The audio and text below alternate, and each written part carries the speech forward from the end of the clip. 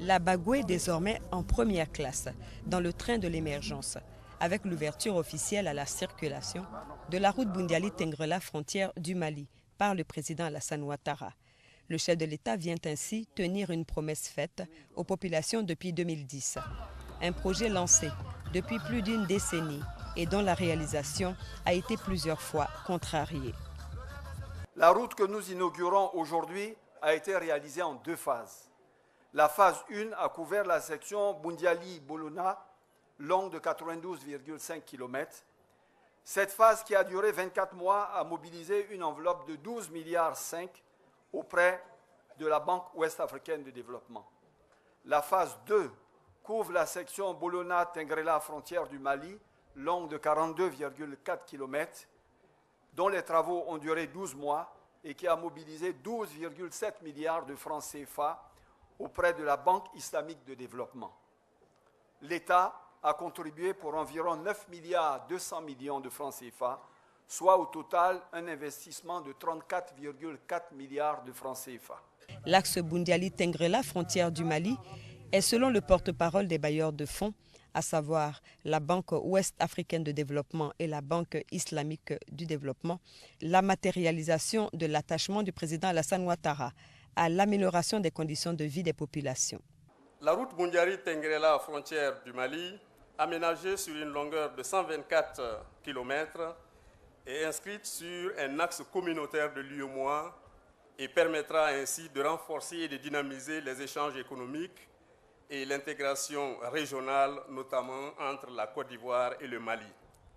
Pour le président du conseil régional de la Bagoué, Siama Bamba, il s'agit d'un rêve longtemps caressé et qui est devenu une réalité par la volonté d'un grand bâtisseur, le président Alassane Ouattara, digne héritier du père fondateur de la Côte d'Ivoire moderne, Félix Houphouët-Boigny. Monsieur le président de la République, sous votre leadership, votre dynamique gouvernement a toujours joint l'acte à la parole.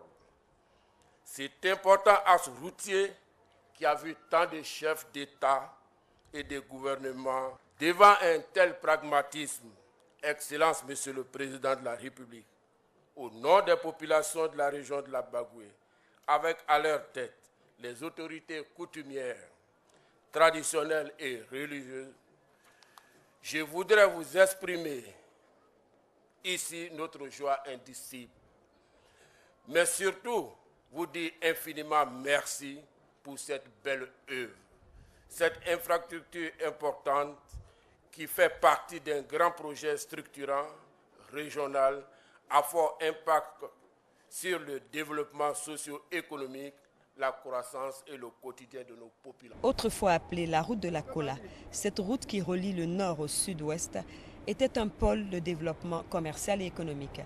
Il était donc important pour le chef de l'État de ramener la prospérité dans cette région par la réhabilitation de cet axe communautaire. Je peux dire qu'avec cette route, la prospérité d'il y a un siècle, d'il y a un demi-siècle, va être retrouvée rapidement en quelques années. Voici, chers parents, chers frères et sœurs, pourquoi je suis si heureux d'être là aujourd'hui. Cette route a permis de créer des emplois.